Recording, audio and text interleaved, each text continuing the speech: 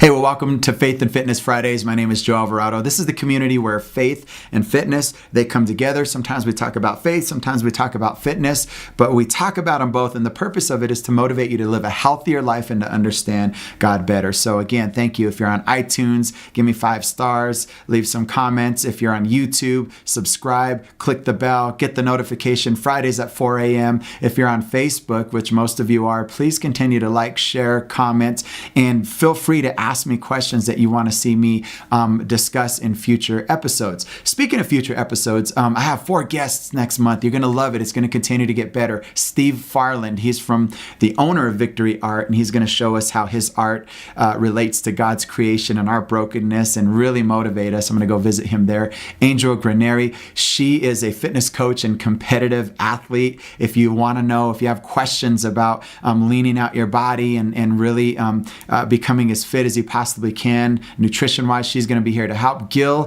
Adamowski, he's a good friend of mine. He always takes the top 5 in the Spartan Beast in Breckenridge every year. So yeah, you're going to want to hear what he has to say.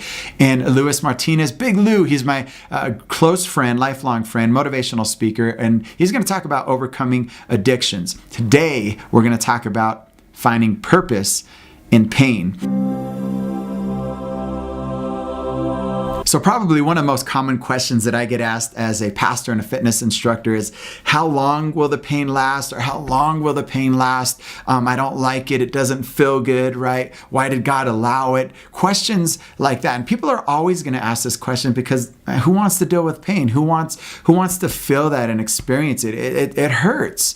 And so I want to create a foundation for why pain exists in the first place. Now, God created us with the freedom of choice, the freedom to choose. So we have free will. We can choose right. We can choose wrong. We can choose what's healthy. We can choose what's unhealthy. And because we have that choice, which is great, by the way, because I wouldn't want to live a life where I didn't have the freedom to choose what I wanted to do. But with that freedom comes the potential for me to experience pain, because if I choose things that are not good for me, I'm going to experience pain. If you choose things that are not good for you, you're going to experience the same. So we have to understand that, and we've all done that. We've all made bad choices. We've all made good choices. Our bad choices have resulted in pain. Our great choices have resulted in happiness and joy. And so to start with, as a foundation, we need to understand that part of the reason why we experience pain is because God created us with the freedom to choose. Now, pain, though hurtful, it can help us. And so I want to give you 3 ways, 3 responses, and 3 things you can do when you experience pain. So the first thing that pain does is it reveals danger.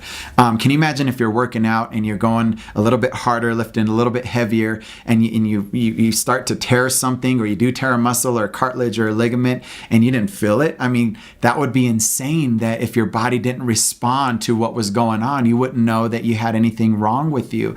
If you're getting sick, or you ate something that your body doesn't like and you develop an allergy or something, that, man, you need to know what's going on. So pain reveals danger. For me, I've got to stay away from things like dairy and hot chili, because it reveals later, it's revealed that causes pain in my stomach and probably suffering for the people who live with me, right?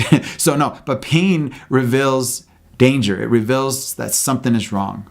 So pain also helps us equip others. Here's what I mean by that. If you've ever been through anything difficult in your life, you've been through a breakup, a betrayal, a divorce, a death, whatever it is, and you got through on the other side, and somebody comes up to you and they say, hey, I'm going through this. You can say, you know what? I've been there too. I'm equipped to help you because I've been there. I've done that. Now, you're going to get to know me more and more as I do more of these talks, but I need you to know too that I've been there. I've been through a divorce. I've been through a few deaths. My sister, over 10 years ago, passed away of cancer. My dad, about 5.5 years ago, died of cancer. I've had a friend who committed suicide, another one who died unexpectedly in a motorcycle accident. And if there's anybody who has been to a dark place, it's me. And I understand that. Those situations in my life, although I don't wish them on anybody, have equipped me to help you. They've helped me to help you. And what you've been through through can help others. And so if you are dealing with anything like that, I want to make myself available. Please message me, comment. I want to be able to help through my experience, get you through your experience of pain. So pain, it equips us to help others. A third thing that pain does is it reveals who we are. And so when we deal with pain, how do you respond to it? When you're going through a betrayal, when you get the call that somebody doesn't want to be with you anymore, or you get the call that you lost the job, or you get the call that somebody died. I mean, how do you respond to that? What is your response? Because sometimes we think we're so strong, we think we're patient, we think that, hey, we got it all together. But then comes the day when we become physically sick, or it's thrown at us that we have somebody who doesn't want to be with us, or somebody really hurts us. What do we do with that? Because pain is going to reveal who you are.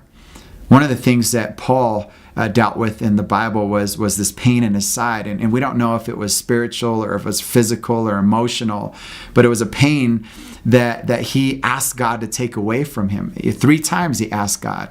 And God told him this. He says in 2 Corinthians 12, 8 through 10, he says, "My grace is enough. It's all you need. My strength comes into its own in your weakness." Once I heard that, this is Paul responding, I was glad to let it happen, this pain. He said, I was glad to let it happen. And he said this, I quit focusing on the handicap and began appreciating the gift. That's powerful. It was a case of Christ's strength moving in on my weakness. Now I take limitations in stride. Did you hear that? Now I take limitations in stride and with good cheer. These limitations that cut me down to size, abuse, accidents, opposition, bad breaks, this whole list of things, I just let Christ take over. And so the weaker I get, the stronger I become. Do you see what's going on there?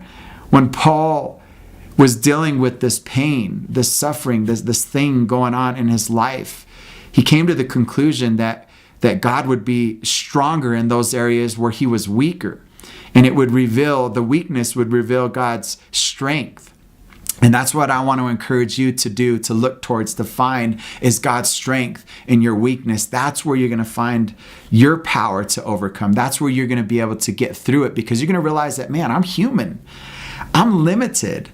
And when I get sick and when I go through pain, it's God who is strong in those times. And anything that drives you closer to God, including pain, I would say that's a good thing. So let pain drive you towards God.